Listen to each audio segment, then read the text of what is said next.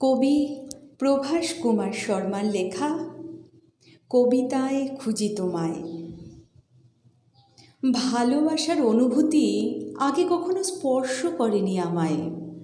বুঝিনি কখনো ভালোবাসার মানে অথবা তার অনুভূতি।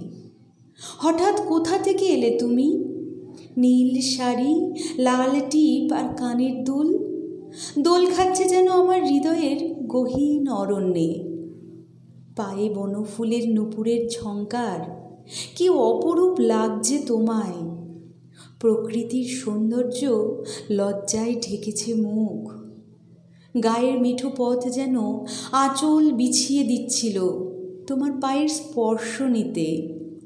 তোমার ঠোঁটের কোণে ফাল্গুনী রবির কিরণ ঝরে পড়ছিল হাসিতে মুগ্ধ হয়ে অবাক চোখে তাকিয়েছিলাম তোমার পানে। প্রথম দেখাতে আমার অজান্তেই সেদিন বুকের বাম পাশটা কেঁপেছিল বারবার। হৃদয়ে হরেছিলে তুমি। তাই তো এখনো প্রতিটা মুহূর্তে অনুভবে তোমায় নিয়ে স্বপ্ন বুনি। তুমি আসবে আবার ফিরে, এই আশায় কলমের লেখনীতে কবিতায় খুঁজি তোমায়। নমস্কার।